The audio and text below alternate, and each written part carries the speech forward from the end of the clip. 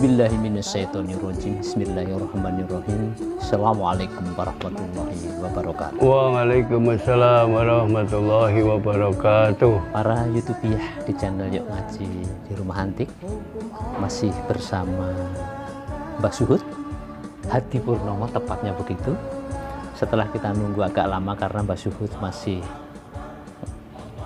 ngasih pakan dan bersih-bersih prepare yang lain, sehingga kita bisa jumpa lagi setelah cukup lama. Tadi kita diajak keliling kegiatan Mbah Suhud seperti apa dengan realnya.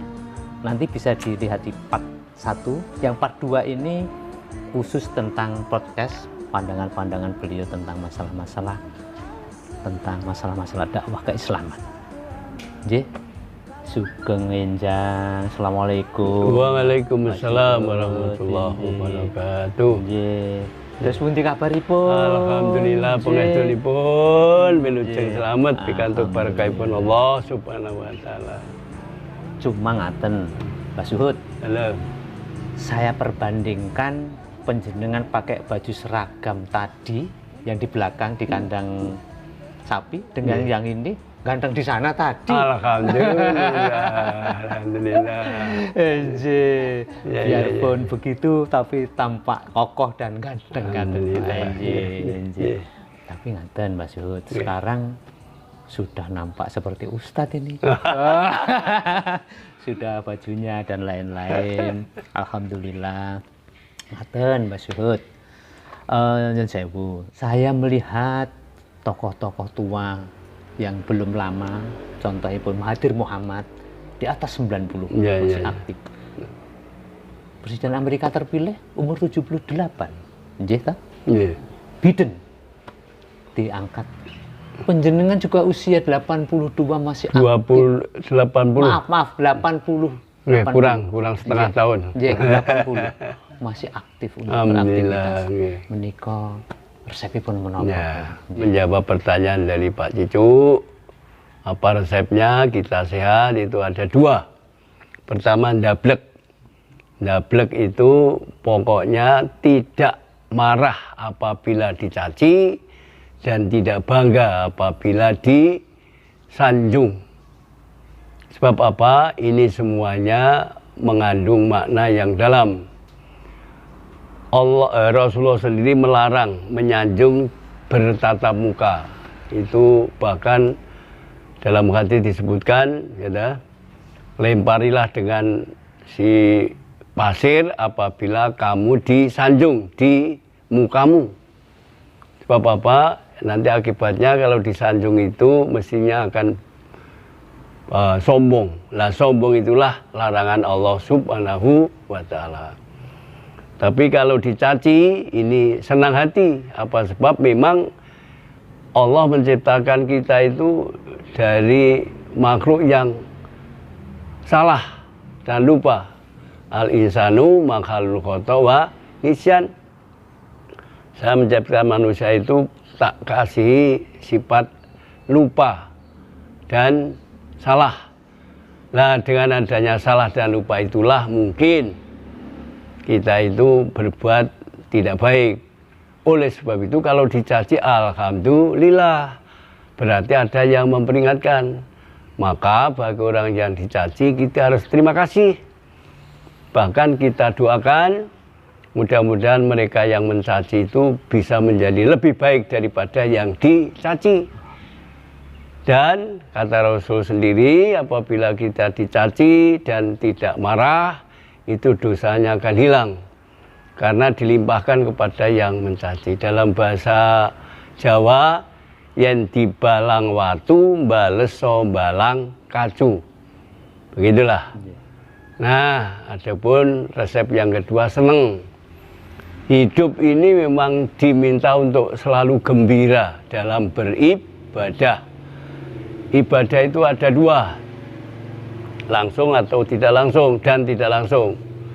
Langsung yaitu berbakti seperti yang dituntunkan Allah Subhanahu wa taala. Misalnya kita orang Islam menjalankan rukun Islam. Batinnya juga melengkapi rukun iman. Ini harus selalu bergembira sebab kita orang Islam ini dijamin masuk surga apabila mau menjalankan perintah dan menjauhi larangannya. Padahal hidup di dunia itu hanya sementara. Kata Allah, hidup di dunia itu baru menanam, belum memetik. Adapun memetiknya apabila nanti kita sudah di alam akhirat. Itu jadi hakikatnya orang mati itu sebetulnya tidak mati, justru kita dipindah ke alam yang lebih baik apabila kita dunianya mau menanam. Tinggal tanamannya apa? Kalau tanamannya baik, insya Allah akan memetik baik. Tapi kalau jelek juga akan memetik jelek. Allah berfirman, in aksantum li anfusikum wa in asatum falaha. Barang siapa yang berbuat baik sebenarnya akan kembali kepada dirinya sendiri. Sebaliknya apabila berbuat jelek juga akan kembali kepada dirinya sendiri. Oleh sebab itu, marilah kita hidup itu selalu senang, happy. Sebab apa? Kita hidup memang selalu diuji. Sebab orang itu kalau bau menanam itu memang ujian namanya. Nah, tanaman nanti akan berhasil apabila cara memeliharanya juga bagus. Nah, ibadah ada dua tadi. Memelihara keimanan itu penting, dan memelihara kelahiran juga sangat penting. Sebab Allah sendiri berfirman, wabtaghi bima takadzarul akhirah wala tansa nasibaka minad dunya wa aksin kama ahsanallah. Al-ayah. Usahakan, upayakan hidupmu di kampung akhirat. Tetapi jangan lupa nasibmu di dunia. Bagaimana caranya? Allah berfirman wa aksin kama ahsanallah. Berbuat baiklah seperti Allah berbuat baik pada kita. Allah itu tidak pernah marah, benci kepada hambanya. Justru Allah itu selalu menanti kepada tobat kita sekalian. Seandainya kita mau tobat apabila bersalah, Allah lebih senang daripada kita sendiri. Itulah keyakinan umat Islam. Jadi hidup ini memang perjuangan. Hidup di dunia baru sementara. Kata Waljina baru mampir mumbi. Oleh sebab itu jangan terkesima di dunia. Lebih-lebih zaman sekarang ini seolah-olah sudah banyak kena penyakit wahan. Apa itu kata Nabi? Penyakit wahan itu cinta dunia, takut mati. Terus ngaten Gong. Jadi kampung sesungguhnya hidup kita itu sebenarnya di kampung akhirat. Alhamdulillah. Jadi masa depan kita itu akhirat. Bukan di sini nggih Kong. Iya, bukan di sini. Ini hanya sementara. Tapi kadang-kadang terlena. Lah oleh sebab itu kita diwajibkan belajar kehidupan. Saya mempunyai kesimpulan ilmunya orang hidup ini adalah agama Islam. Alhamdulillah. Setiap orang bekerja harus punya ilmu. Tanpa ilmu akan tidak berhasil. Nah sekarang kita kan sudah terlanjur hidup. Apa ilmunya orang hidup? Menurut saya agama Islam. Matur nuwun. Wah luar biasa. Ngaten Gong. Nggih. Penyakit ketuaan ini kok salah satunya kan kepikunan, Alzheimer. Sampun pernah mireng Alzheimer, Gong? Belum. Oh, sampun. Menika kepikunan. Saya lihat penjenengan nggak pikun. Menika ada amal-amalan khusus kok supaya kita tidak pikun. Apakah bagaimana apa atus pundi? Alhamdulillah. Memang kita tadi kan ilmunya hidup adalah agama Islam.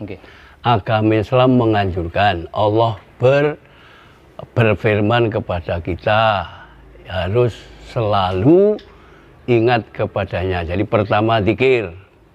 Zikir yang paling komplit adalah membaca Al-Quran.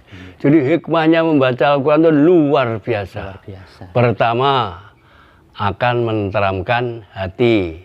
Nggih. Kedua, pahalanya setiap huruf 10 pahala. Dan tidak akan pikun. Oleh sebab itu, asal kita mau berzikir, membaca Quran, insya Allah tidak pikun. Jadi mboten sah muluk-muluk. Tidak usah muluk-muluk. Obat pikun itu Iya. adalah zikir dan membaca Baca Quran, ngaten, Quran, Bu? iya. Pokoknya Luar biasa. selalu zikrullah. Zikrullah. Lah hubungannya dengan corona, kalau Mbak Sud menerima corona itu adalah peringatan. Nggih. Peringatan kepada kita. Coba sekarang bayangkan, kok orang pakai masker seluruh dunia, itu kalau yang perintah tidak Allah tidak mungkin terjadi. Nggih. Maka Allah perintahkan pakai masker lewat penyakit corona. Lah oleh dokter kok caranya menutup mulut. Lah ini menurut saya menutup mulut itu hakikinya, esensinya bukan hanya menutupi penyakit, tetapi tutupilah perkataanmu yang jelek, kata Nabi. Yang tidak berguna. Nah, kata Nabi, falyakul khairon auli yasmud. Ini pertama. Jadi asal kita mau menjaga mulut, alhamdulillah. Kalau orang Jakartanya mengatakan ajining diri gumantung ing lati.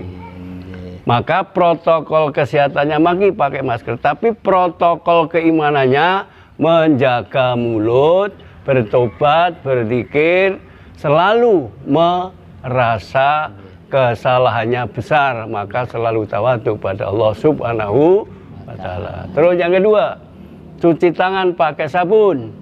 Ini kalau saya nafsirkan, marilah kita jujur. Sebab apa? Kejujuran itu akan membawa kebahagiaan baik dunia maupun akhirat. Lalu jaga jarak. Kalau Mbak Sud menafsirkan, jaga jarak itu jangan sampai jarak kaya dan miskin terlalu jauh. Maka kita dosa apabila kita kenyang, tetangganya lapar. Oleh sebab itu, mari kita suka sedekah, peduli terhadap fuqara wal masakin. Allah berfirman dalam surat Al-Ma'un. Begitulah. Kemudian kalau mau mengamalkan tidak pikun, Allah akan selalu memberikan kecerdasan berpikir dalam rangka untuk menempatkan hidup, dalam rangka untuk mencapai kesejahteraan dunia dan akhirat. Ngaten, Kong. Saya sudah menyemak di channel Yuk Ngaji di Rumah Hati, kalau nggak salah penjenengan di atas 10 tampil di situ. Semuanya ada tembangnya. Meniko kalau nggak keliru juga kan semua karangan penjenengan, ngaten nggih. Iya. Meniko datangnya proses kreatif kok penjenengan saged ngarang, meniko saged dipunceritakan kok. Ya, saya ngarang tembang itu juga berdasarkan pengalaman dan apa yang saya baca. Tembang saya itu insya Allah semua Qurani dan hadisi. Ada dasar hukumnya? Iya, ada dasar hukumnya. Saya nggak berani ngarang kok tidak ada dasar hukumnya. Iya. Jadi saya pada waktu akan tidur itu kan sambil ingat-ingat bawa pulpen dan sebagainya, bawa kertas yang tebal, nanti ditulis. Kalau sudah lengkap, ini baru kita salin dan kita nyanyikan. Ini sebab apa? Itu tadi, seni itu penting. Seni itu penting supaya hidup itu tidak kesepian. Dan pada satu saat kita bisa nyanyikan rengeng-rengeng kalau dalam bahasa Jawa gitu. Termasuk tadi waktu ngarit ya, itu kita rengeng-rengeng itu. Ya. Makanya itu memang di mana aja nembang itu memang hiburan juga. Oh, ngaten. Jadi asal sairipun ingkang Qur'ani ngoten ya, Qur'ani memang saya selalu Qur'ani. Alhamdulillah untuk tembang-tembang yang anyar-anyar ini saya nggak hafal atau memang tidak menghafalkan. Nggak menghafalkan. Jadi saya memang mencoba mengarang tembang-tembang yang ada isinya dalam rangka untuk menuntun kehidupan. Ya, seperti tadi gambuh, enak aja. wajib wong urip iku ibadah marang yang agung, kanthi kudu tansah ajeg anglakoni sembahyang kang pamrihipun menuntun kamboyang manon. Luar biasa. Ya. Luar biasa sangat para YouTuber semuanya. Moga-moga karangan-karangan Kakung ini bisa kita abadikan minimal di YouTube. Syukur-syukur nanti bisa kita terbitkan, siapa saja monggo. Ini suatu karya yang sangat orisinil yang berdasarkan Quran dan hadis. Amin amin ya. Nggih, panjenengan kan asli Mejanganten kok. Di kampung-kampung atau di mana saja. Bisa ditembangkan kalau Mejanganten? Oh ya, kita coba. Ini memang saya ya kalau suruh matur di tempat di manten itu kan ada dua versi ya. Kalau mustamiknya itu diam mungkin juga enak itu, tapi kalau enggak lah saya ganti, saya ganti untuk nembang supaya dia juga ada perhatian. Gini, ini Dandang Kula judulnya Jodoh Sejati. Jodoh Sejati ya. Jodoh iku peparinge Gusti ingkang murba wasisa menungso bumi langit saisine.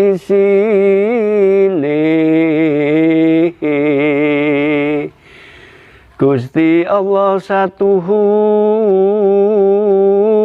kang sifat murah lan asih mring kita para menungso kang padha mituhu manembah lan ngibadah datan kendhat siang pantara ratri mung ngajab bagya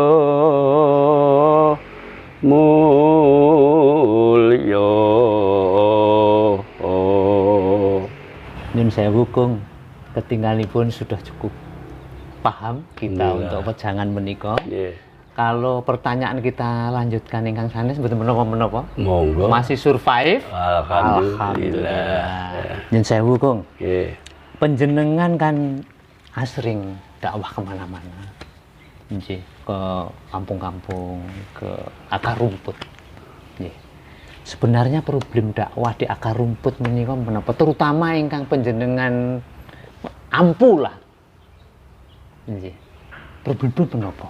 Ya begini ya, saya dakwah itu atas permintaan umat. Oh ngaten. Jadi apabila tidak diminta saya nggak mau. Oh ngaten. Sebabnya apa? Nanti dikira itu barang.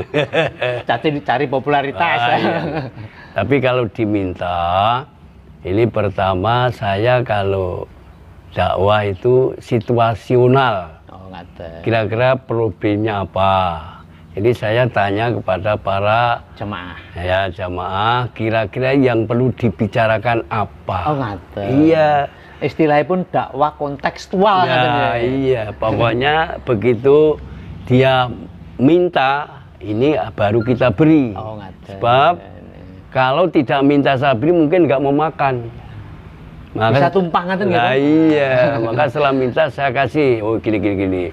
Maka biasanya saya kalau mau tahu pertama saya tanyakan ini yang mau digarap apa, apa yang belum paham dan sebagainya. Silakan untuk bertanya. Nanti kita bicarakan bersama. Memang begini, pada umumnya masyarakat kita Indonesia khususnya daerah Karanganyar itu masih kurang paham terhadap agama. Jadi agama itu hanya dianggap seremonial. Belum kepada hakikat. Wah, itu dalam sekali itu Kong itu. Iya. Jadi seperti wudhu.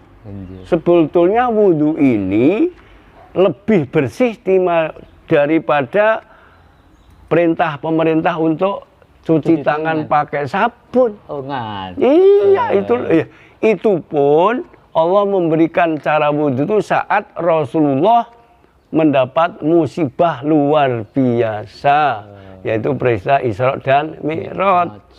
Itu Allah perintah sholat, nah sholat itu didahului dengan wudhu. Termasuk menggantung wudu Nah, terus menika suatu itu hebat sekali. Nah, cuman begini, kita sendiri mungkin tidak tahu maknanya wudu.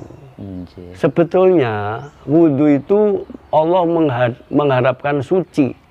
Sebab setiap orang yang wudu itu akan menghadap kepada yang maha suci, atau biar kita selalu dicatat atau diberikan peringatan oleh Allah. Sebab Allah itu suci, yang diberi peringatan mesti orang suci. Orang suci. Maka dalam hadis, barang siapa wudunya baik, lah wudu baik ini yang repot. Kalau saya nafsiri, wudu baik itu suci lahir, suci batin. Dan diakhiri dengan membaca doa, doanya cukup syahadat. Kalau dilanjutkan juga boleh. Ini Rasulullah mengatakan bisa masuk ke surga melalui 8 pintu menurut sekehendakmu. Oh, ngaten. Apa sebabnya? Doa terakhir tadi tidak musyrik. Sebab musyrik itu dosa yang Allah tidak mau mengampuni. Oleh sebab itu, wudu itu sendiri harus suci dari kemusyrikan dan suci dari jasmani. Ngaten malih, Kung. Nggih. Sewu. Saya itu setiap jam 3:30 sering mendapat kiriman share-share untuk mengajak sholat tahajud. Manfaatipun ataupun manfaatipun lah menika sholat tahajud menapa yang. Terus terang matur nuwun kiriman-kiriman Alhamdulillah. tiap hari kita yang kita pelajari, sholat tahajud adalah sholat satu-satunya sholat sunat yang ijabah. Itu tidak ada tandingannya. Apa yang saya maksud tidak ada tandingannya? Kalau kita memberi, orang-orang jahat itu memberinya mungkin lebih baik daripada kita, lebih banyak daripada kita. Betul. Iya. Iya. Misalnya penjudi, itu memberi pertolongan kepada temannya lebih banyak. Mungkin kita tidak sampai memberi pertolongan kepada dia. Maksudnya dalam segi materi. Nah, dari materi. Tapi mereka tidak sholat toh. Tapi kita punya keistimewaan mau sholat dan mau memberi, alhamdulillah. Nah, itu juga hadisnya ada. Man kasurat sholatul laili hasunallahu biwajhi. Barang siapa yang banyak menjalankan sholat tahajud, maka akan bercahaya wajahnya. Berarti kesimpulannya sehat. Maka saya juga menganjurkan dalam rangka untuk menolak wabah, 3 syaratnya. Itu yang paling minim. 1, tahajud. 2, baca Quran. 3, subuh berjamaah. Otomatis ketika aktivitas tadi bisa meningkatkan imun. Alhamdulillah. Iya. Jadi betul-betul kekebalan keimanan itu penting. Penting, sangat penting. Sebab apa? Mati itu tidak bisa ditolak. Apa kalau tidak ada corona nggak ada mati? Ini ada corona juga ada mati. Tapi menurut saya yang mati karena corona dan yang tidak, masih banyak yang tidak corona. Oleh sebab itu jangan terlalu takut. Maka takutlah kepada apabila belum mempunyai bekalnya mati. Ini anjuran Nabi loh. Menuju kampung akhirat tadi. Nah, tadi halaman kita, kampung halaman yang sesungguhnya. Oke. Maka tadi kan saya katakan, kita kalau takut mati kena penyakit itu. Penyakit wahan tadi. Cinta dunia, takut mati tidak boleh. Kita hanya dianjurkan ingatlah mati. Bahkan Nabi menganjurkan setiap saat ingat mati. Biar hati-hati. Insya Allah kita nanti akan mendapatkan kelapangan dunia dan akhirat.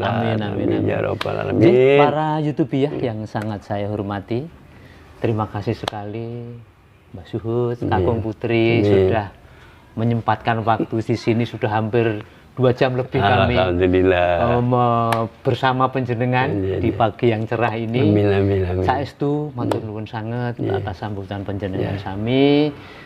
Kami kru yuk ngaji, maksud kami kru di channel Yuk Ngaji di Rumah Antik selalu mohon doa restunya. Kami bisa tetap istiqomah untuk mengelola channel ini dengan baik. Terakhir Kakung, ada pesan khusus buat para YouTuber di channel Yuk Ngaji di Rumah Antik? Ada pesan? Ya, atau masukan? Pesannya marilah umat Islam bersatu. Iya. Sebab apa? Persatuan kesatuan itu kuncinya surga. Oh, ngaten. Rasulullah bersabda, tidak akan masuk surga apabila kamu memutus silaturahim.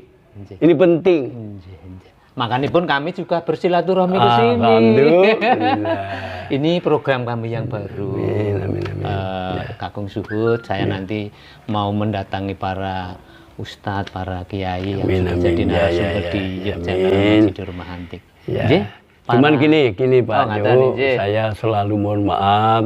Ini karena saya dipinta juga saya jawab menurut kemampuan saya. Jadi sama sekali tidak ada niatan guru, tidak.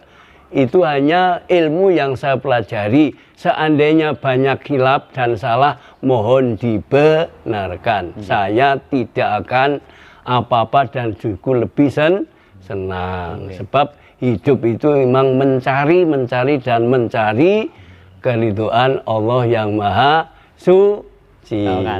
Matur nuwun sangat nggih atas semua petunjuknya. Moga-moga para YouTuber semuanya bisa menyimak terus, dan channel ini insya Allah kita kelola dengan secara baik supaya nilai-nilai ibadah kita bisa meningkat terus dan meningkat terus dalam setiap sehari.